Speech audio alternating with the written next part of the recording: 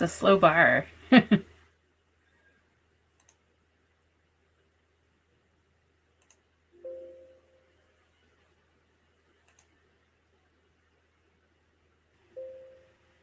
We're live. All right. Hello, everyone.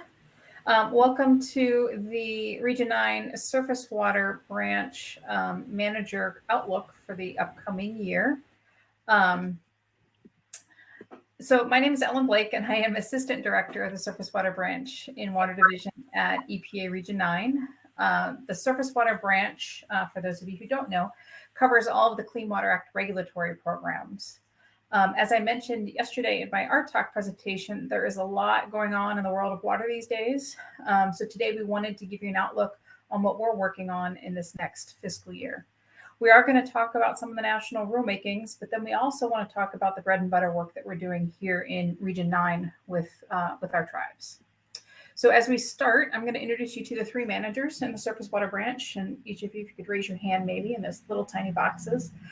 First up is Tina Yin, who manages our Standards and Assessment Office. Her team handles all the water quality standards work, including approval of state and tribal water quality standards packages. Next up is Elizabeth Sablad. Elizabeth manages our NPDES permits office. Her team is responsible for issuing NPDES permits on tribal lands and then also doing oversight of state permitting programs. She's going to talk about upcoming permitting actions and consultation opportunities. And then third, we have Sahrye Cohen, who manages our wetlands section. So there's a lot packed into the wetlands section. Among other things, her team is responsible for 401 implementation, 404 permit reviews, and then helping us all understand the ever-changing status of waters of the U.S. or WOTUS.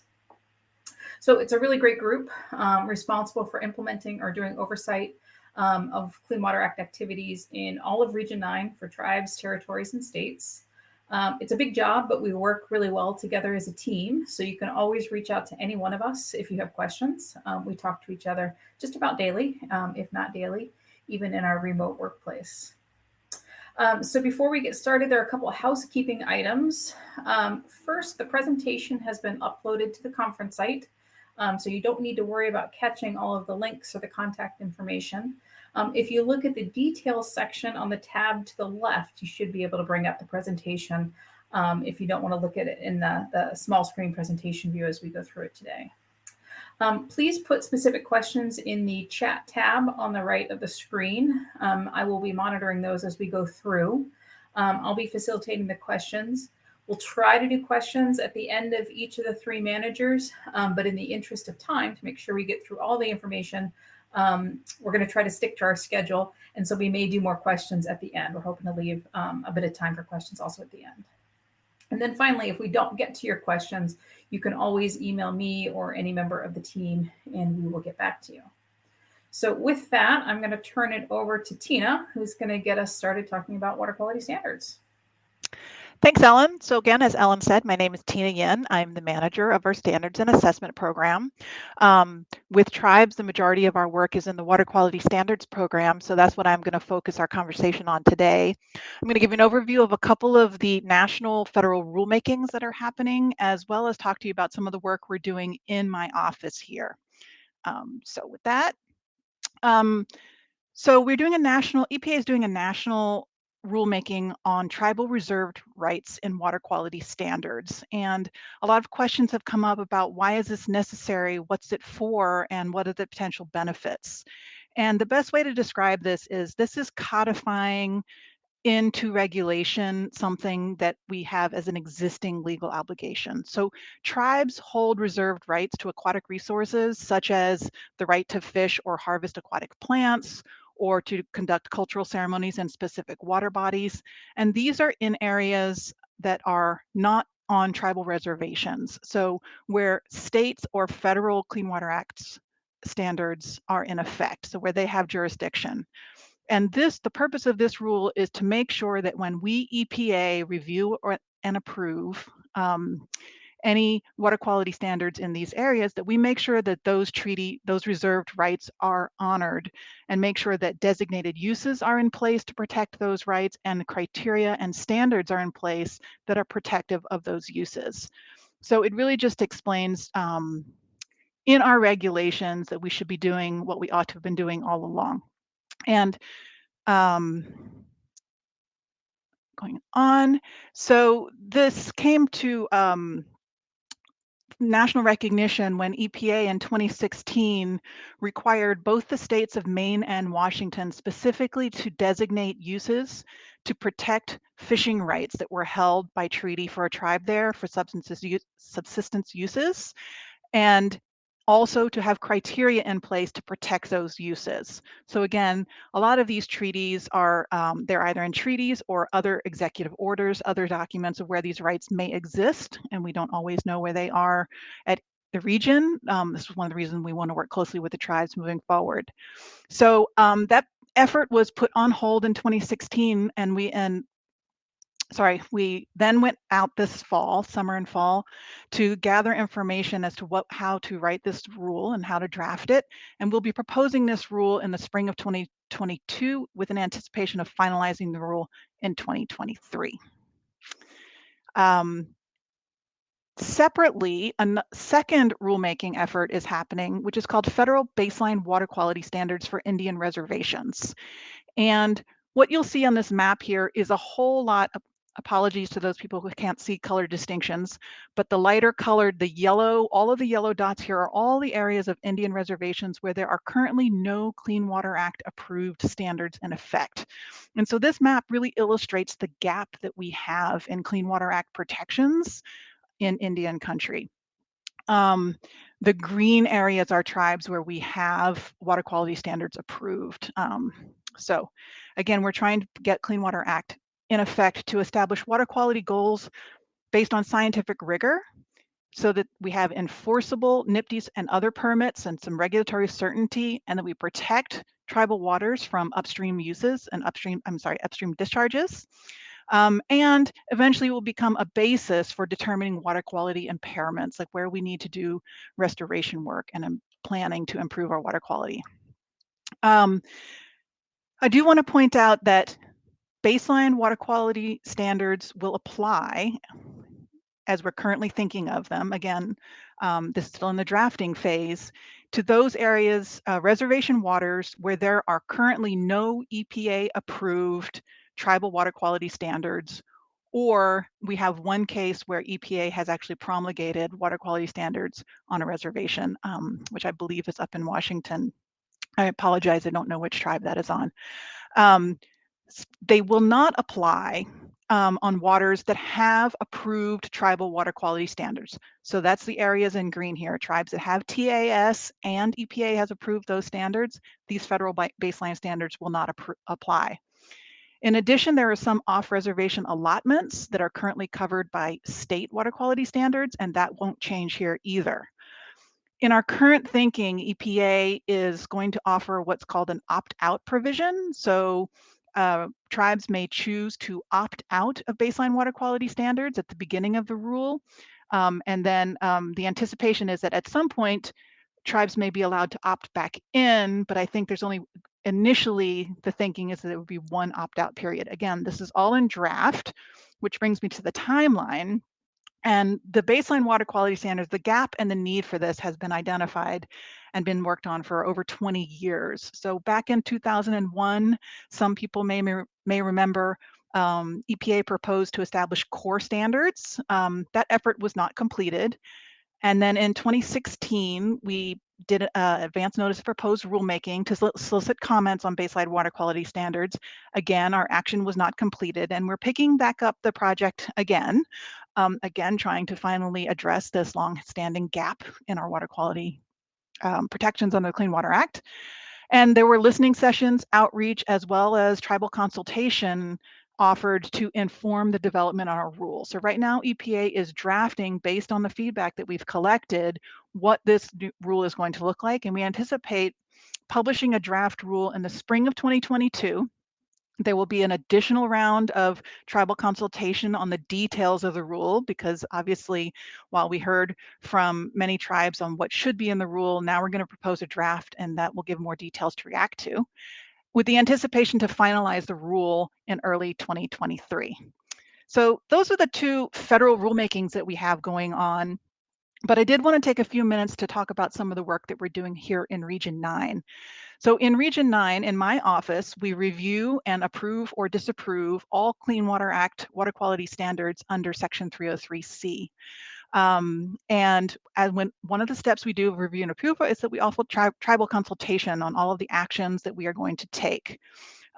We typically send letters by email these days to both the tribal chair as well as the environmental directors. And we try to be as thorough as we can, but please let us know if you are not getting information from us. And the purpose of this is to let you know what actions we think will be coming our way from our early engagement working with our partners. So just some that we know that are coming soon. In fact, look in your inboxes right now, because as of last week, we invited 110 tribes to consult on the California toxicity policy, and these are water quality standards with both numeric, acute, and chronic criteria for toxicity. So that we anticipate that package will be coming to us probably early in 2022. So we would like to start hearing from the tribes now on your thoughts on our action. In addition, we have several other packages that we're working actively on, and we expect the Rincon tribe water quality standards. This will be their first water quality standards package, so it's a full suite of water quality standards, and we're hoping to send those letters out here in the next couple of weeks. And San Diego Regional Water Board will be working on biological objectives, and we'll be offering consultation on that package.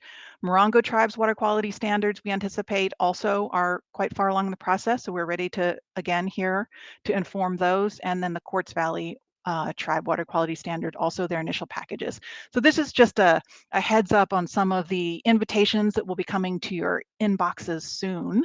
And when we look at potentially affected tribes to invite, we look geographically in terms of neighboring jurisdictions, but also on a watershed basis. So not only tribes in California were invited to consult on the California toxicity policy, but also those that are along the borders or share watersheds with California waters. Oops, sorry, skip. But speaking of California waters, we do have oversight of California's state water quality standards program. And I wanted to bring your attention to one of the things that we have here, which is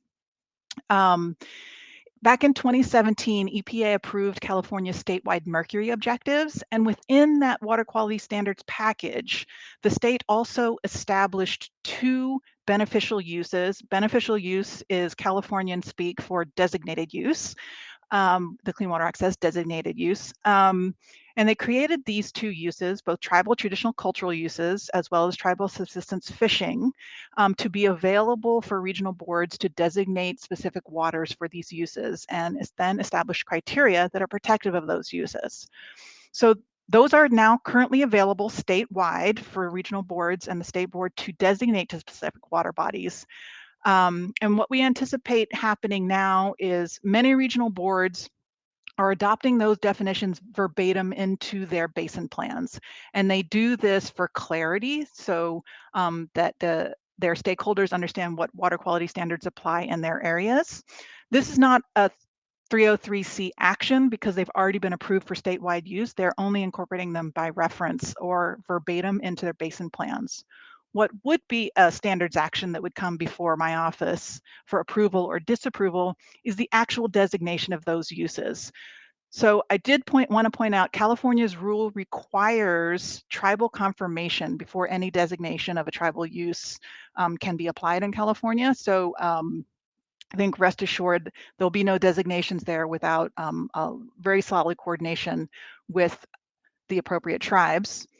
And when the state does adopt any beneficial uses for tribes and any criteria to protect those uses, those will come to EPA for action. So right now, I think we're aware of 2 or 3 regional water boards that are currently exploring um, adopting site-specific beneficial uses for tribal beneficial uses. I've understand the Central Valley Regional Board is thinking about it. I think also the Los Angeles Regional Board and maybe the San Diego Regional Board. But the staff in my section are really the ones to talk to if you have interest in this, or if you hear about it or have questions about it. I invite you to talk to us. The lion's share of the work in my section is providing technical and regulatory advice to tribes. In Region 9, we now have 27 tribes with TAS for water quality standards, and we are here to help. And that comes from the early scoping and developing stage for your water quality standards, be it a new package or a revision from a triennial review. We are here to review drafts and provide you technical and regulatory advice on your drafts. And then at some point, we will have the action to either approve or disapprove those actions so that your standards are in effect for Clean Water Act purposes. And that's when we do both tribal consultation as well as Endangered Species Act consultation. Hot tip, check out my section tomorrow at Wednesday at 11 a.m. I am doing a session for hot tips on developing approvable standards and how to work with my office. And the short answer is early and often. The more we know what's coming, the more we are prepared. And the water director's session just before this, the question was, how long does it take? Our regulations say that we have 60 days to approve and 90 days to disapprove. We can't do that if we're not working with the tribes and or states for state packages on the earlier stages. We need to know what's coming so that we can offer appropriate tribal consultation, Endangered Species Act consultation, as well as support to you so that we can get solid protective standards in place. To give you an example of the active projects on the desk of my team, there are several tribes involved in triennial reviews, and we also are working with a lot of detail with several tribes on developing their first full water quality standards packages. And we expect this workload to grow. So always reach out to my team and let us know if you need some support. We last year worked with the tribal section on the Tribal Water Quality Standards Academy. We hope to continue to provide technical support, but also one-on-one support because a lot of these issues are unique. And with that, I think I have just maybe a couple minutes if there were any questions, specific questions in the chat box, which I can't see. So I'm going to ask one of my Yeah, I don't see any questions in the chat. But if there are any, feel free to put them in the chat now. But what we might do is move on to Elizabeth's and then come back at the end of Elizabeth's and circle back and see if there are any questions about your session. Sounds great. With that, I'm going to toss the ball to Elizabeth. Thanks, Tina. Hi, I'm Elizabeth Sablad. I'm the manager of the MPDES permit section. And so I'm going to talk a little bit about upcoming opportunities for input on some tribal permits. Next slide, please, Tina. So for those that don't know the MPDES program, Region 9 issues permits, their Clean Water Act permits for wastewater and stormwater discharges throughout our region, which includes California, Arizona, Nevada, and Hawaii, and tribal lands in those areas, and also the Pacific Islands. The states are delegated the program, so the states issue those permits there, but we do it on tribal lands in the Pacific Islands. And then, just sort of a big overview is that the permits include requirements based on technology, based on the type of facility, and then also based on water quality standards to ensure protection of water quality. Next slide, please. So here's a list of upcoming renewal applications that we are working on over the next year. Our universe of tribal permits is about 41 permits, which is about half of the permits that we issue in the region. The rest are in the Pacific Islands. This is the list of the permits that we would have opportunities for input from all of you over the next year. Some of these are already in play. Many of these are in Navajo, but we have some that are with Hopi, Gila River, and Hemu lands. So like the first one, the Black Mesa mine, we're already in conversations with Hopi about that permit and also Navajo. We expect to public notice the next couple of permits, the Wingate High School wastewater treatment facility and the Tuba City wastewater treatment facility. We expect to public notice draft permits and propose those in the next month or so. We also have renewal applications in-house for the 91st Avenue wastewater treatment facility and the Nagadoches oil and gas facility that we are reviewing and working on permit development. And lastly, the rest of the permits on here, the Northern Edge Casino, McKinley Mine, Cameron Trading Post, and Hamul Indian Village Hollywood Casino, those are ones that we expect to see renewal applications over the next year. Next slide, please. Additionally, we have some new permits. These would authorize new discharges. The first one's a little bit more complex in that it was in the past, it was covered by a general permit, and it is coming in now for an individual permit based on some site-specific concerns. The CMEX Paiute Pit is a sand and gravel mining operation in Wadsworth, Nevada. And we are working really closely with the Pyramid Lake Paiute tribe on this permit to make sure that we address concerns related to species and other things that are concerned there. In addition, we have the Pacific Ocean Aqua Farms project, which is like a project that has been in the works for many, many years.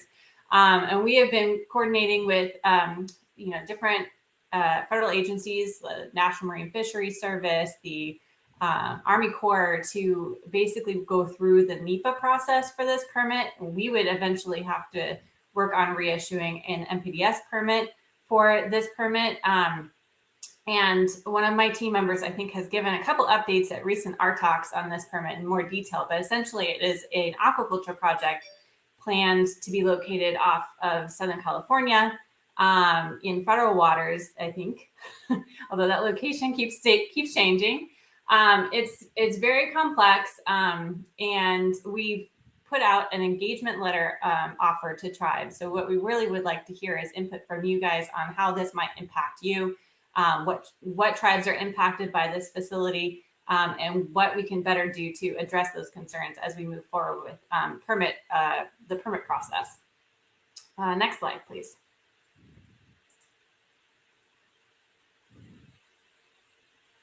Thanks. So also, we are developing an outreach handbook for our permit writers. We found that we put all of our public notice permits online on our website, which is a great convenient way to put out an action for comment.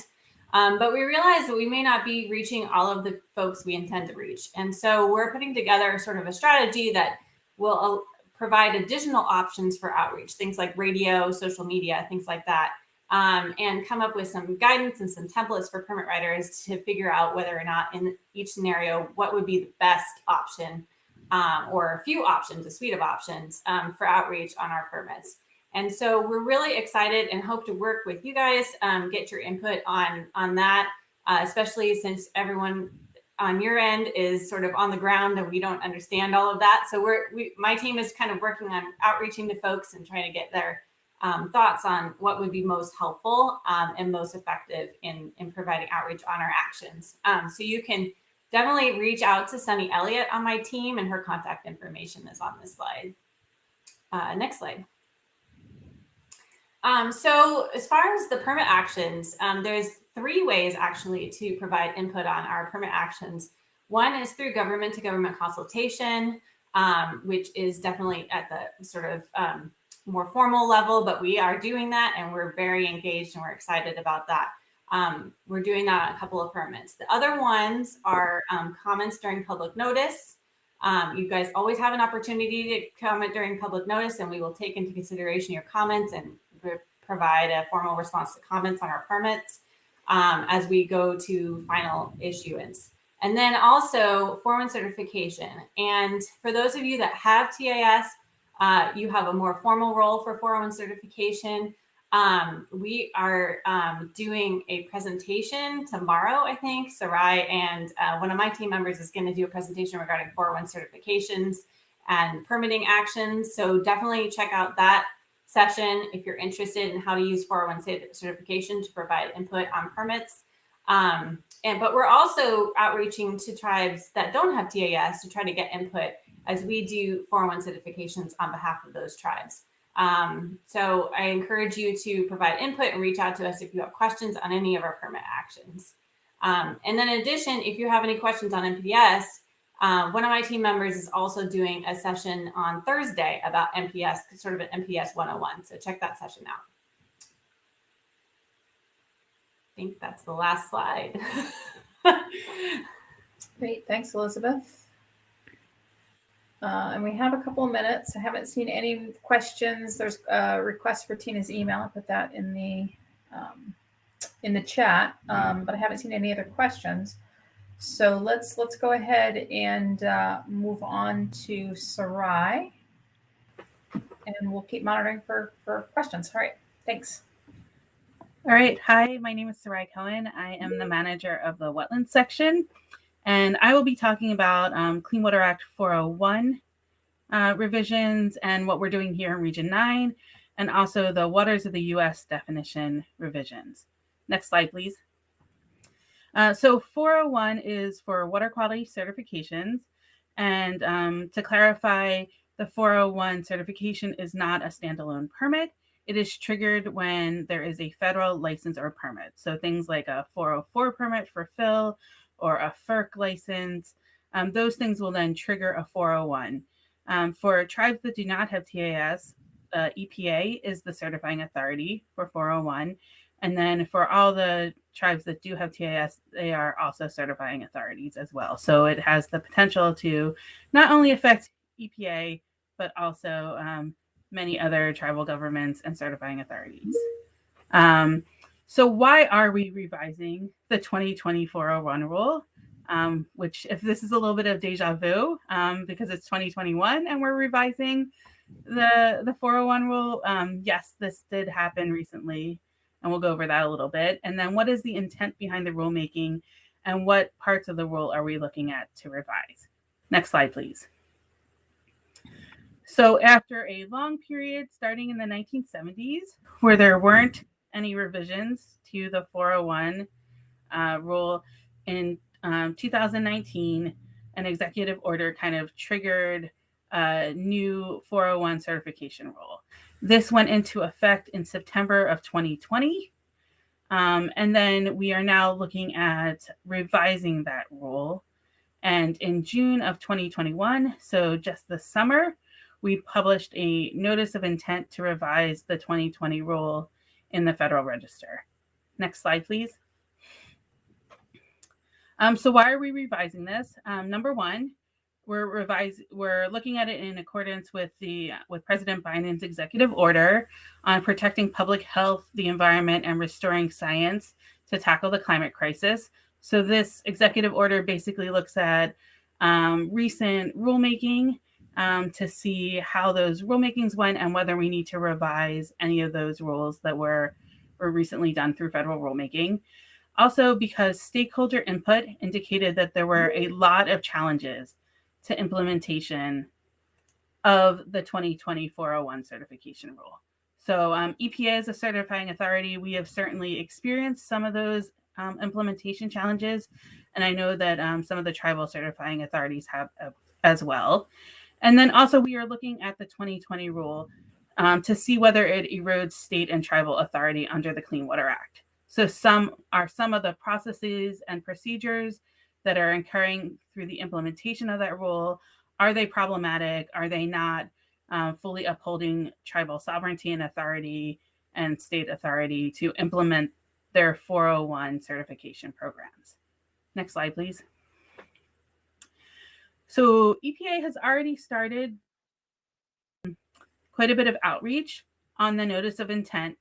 So similar to what Tina said about the baseline water rule, there's a process that we're going through here where we issued our notice of intent, we solicited comments and consultation and coordination from tribes, and then there's also going to be a draft rule that is developed. So there will be another opportunity to provide comments to do consultation and coordination. And so that's where we are right now, is the comment period and the consultation on the NOI, the notice of intent, has been completed, and EPA is in the process of going through all those comments and recommendations and starting to draft this rule. And then once that rule is drafted, there will be another Federal Register notice, and there will be another comment period and consultation period open. Next slide, please. So what are we looking at revising in the rule? So there are a lot of parts of the rule that we've all experienced now through the implementation process, where there have been some really positive aspects of the new rule, and then there are some revisions that we think could really benefit federal agencies, the public, and certifying authority. So we are looking at things like the pre-filing meeting requests, the reasonable period of time, the scope of the certification, modifications. That was one of the implementation issues, is that the 2020 rule doesn't have a lot of flexibility for if modifications need to happen to a certification. So that's definitely one of the aspects of the current 2020 rule that we're looking at for revisions for the upcoming draft rule. Next slide, please. And then specifically, what is Region 9 doing around 401 certification? So again, for tribes that do not have TAS for 401, EPA is the certifying authority for 401 certifications that happen on tribal lands. We just recently, last week, finalized the certification as conditional certifications and waivers of 41 nationwide permits. So nationwide permits are a national general permit program that the Corps of Engineers has for its 404 permits that are for projects that have no more than minimal adverse effects to the aquatic environment. So these are things like replacements of culverts, sometimes restoration projects. They can expand into things like roads, some smaller amounts of pipeline crossings, those sorts of things. So there were 41 nationwide permits that were not finalized last year, and EPA just provided nationwide permit 401 certification for those. There are some tribes that I believe in Region 9, there are 3 tribes that are still in consultation with the Corps over 401. So again, EPA would love to offer technical assistance, having just completed the nationwide permit 401 process. So if you would like some technical assistance, if you're new to the 401 process and you are preparing a reply to the Corps, we can provide comments. We can also provide assistance. Headquarters is willing to look at conditions and all sorts of things for the 401 consultation for those nationwide permits as well. We've also been having implementation work group calls. These have been primarily focused on 401 implementation, and we can continue to have those calls if those are productive and people find that they are useful. Certainly, as we start gearing up to having a new 401 rule, we'll continue to do the implementation calls. And Region 9 has updated our website. So we now have this one spot where you can find the information for how to submit 401 requests to EPA, and also where you can find all the updated information about the nationwide permit certifications. Next slide, please. All right. And then the other rulemaking that the wetlands section is covering, and Rob Lighty and Joe Morgan are our primary liaisons to the work groups for the waters of the US definition. So we are working on rulemaking for defining waters of the US. And I'll talk a little bit about what is the intent behind the rulemaking and what we are using to guide our process. Next slide, please. So why does the definition of waters of the US matter? So the Clean Water Act does not actually define waters of the US.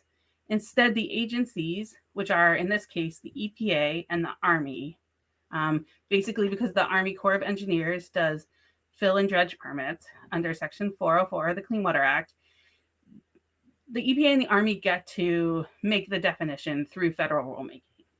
And this matters because this is kind of the geographic jurisdictional extent of what falls under the federal Clean Water Rule. So all of these other programs that we're talking about today, 303, 401, 402, 404, those all matter because of where they fall, whether they're in federal jurisdiction or out of federal jurisdiction. And that's why we really need to figure out what the definition of waters of the US is, so we can define kind of the universe of what waters we're talking about. And waters, by waters, we can mean wetlands, we can mean tributaries, we can mean lakes and ponds. So those are all different types of waters. Next slide, please. All right. So there's been far more flux in the definition of waters of the US than there has been in the 401 rule. So following numerous Supreme Court decisions and some earlier definitions from the 1980s, the agencies were basically using what's called kind of the Rapanos guidance based on the Rapanos court case of a definition of waters of the US that was a combination of Supreme Court decisions and also the 1980s definition of waters of the US. In 2015, the Obama administration published the Clean Water Rule, and this kind of attempted to more concretely define that universe. So instead of definitions and then some court cases, it tried to make one clean water rule. This was repealed in 2019, and then in 2020, we had the Navigable Water Protection Rule. This was also subject to evaluation under the executive order, but the most recent information about the Navigable Water Protection Rule was that it was vacated on August 30th, 2021, from a court case in Arizona. So right now, the agencies by which the EPA and the Corps of Engineers are implementing the pre-2015 approach with nationwide until further notice. So that's being implemented throughout Region 9 and throughout the country. So we're kind of all the way back up to this orange box at the top of the slide. That agencies develop guidance with Supreme Court decisions and the earlier definition from the 80s of waters of the US. Next slide, please. So because of all this flux and because of the recent Navigable Water Protection Rule, we are looking at federal rulemaking to decide what is appropriate for the definition of waters of the US. Next slide, please. Oops. One back. Great. All right. And so we're being very deliberative. The EPA and the Army are being very deliberative about the definition of waters of the US because we know that this kind of regulatory flux and change has been really difficult for governments and for the public. And so we're taking this as a two-step process. The first part of this process will repeal the Navigable Water Protection Rule and restore the pre-2015 regulations and guidance. So that is the kind of universe that we're acting under right now, are the pre-2015 regulations and guidance. And then we will have a second rule that seeks to craft a durable replacement. So it's building on the regulatory foundation of all the previous definitions and court cases to define waters of the US with a great deal of stakeholder engagement in the process of defining what waters of the US are. Next slide, please. Oops. So I do want to be very clear on that there are some very specific things that we are looking at to incorporate into what our guiding principles for developing the new rules are. And that will be legal and regulatory consistency, the use of science, practical implementation, like how can we practically implement the waters of the US, and also community experience and input. So there are many different communities that implement waters of the US. There's farming communities, there's government, there's the general public, there's tribal governments and tribal individuals. So we're reaching out to all the various communities that are involved and affected by waters of the US to help us craft this definition, because the hope is that it will be durable, that we won't have this flux in regulation. So there's already been a great deal of recommendations that have been submitted. So 32,000 recommendations were submitted by August of 2021. There will be regional roundtables, and there are also there will be ones by ecoregion. I think Ellen had them in her announcement. So there will be a dialogue with tribes for the arid West, and I can put the web link for that in the chat. Pre-registration is required for that dialogue, which is later this month on the 27th. And then there will also be a public comment period and public hearing on the forthcoming rule this winter. So like the other two rulemaking processes, this will be going through draft rules. So there will be an opportunity for comment and consultation throughout those processes. Next slide, please.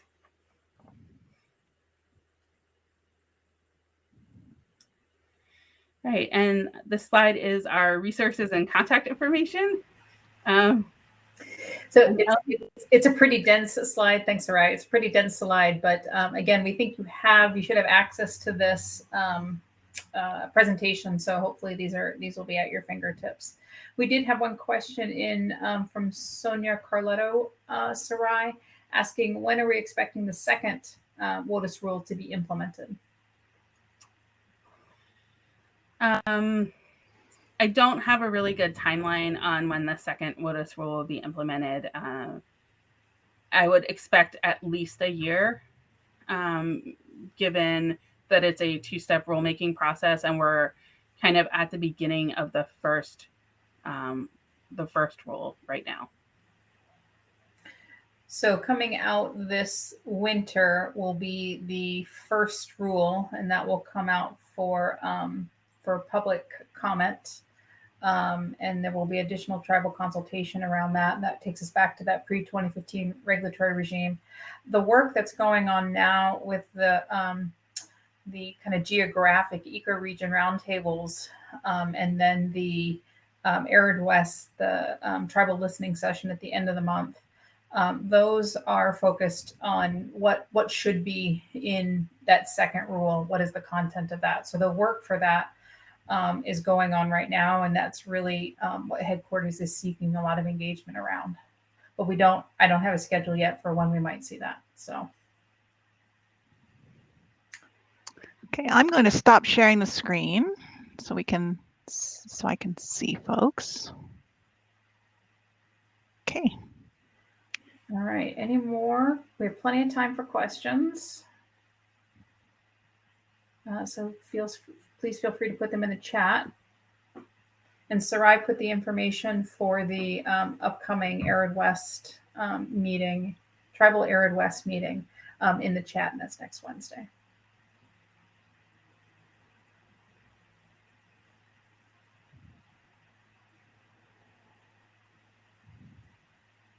I think we might have overwhelmed everybody.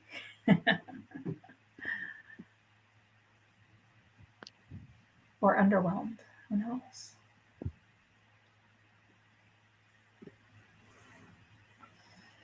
Say let's give it a second, as people might be typing. Go ahead. Yeah, while folks are typing, I do want to pick up on something that Sahrye talked about, which is that we've been pretty successful in using the Clean Water Working Group for an opportunity for you all to talk to the surface water branch managers. We focused on that mostly around 401 certification implementation, but it doesn't have to be. So if there are other things that you are interested in learning from us about, talking to us about, commenting, that has been a good venue for us. And so we're definitely interested in and available in using a time that you guys have already put together and set aside for that to come and talk. So please feel free to probably at this point let Mervyn know about what topics you want, but you can also reach out to any of us and we can work with Danielle and her team to get that set up.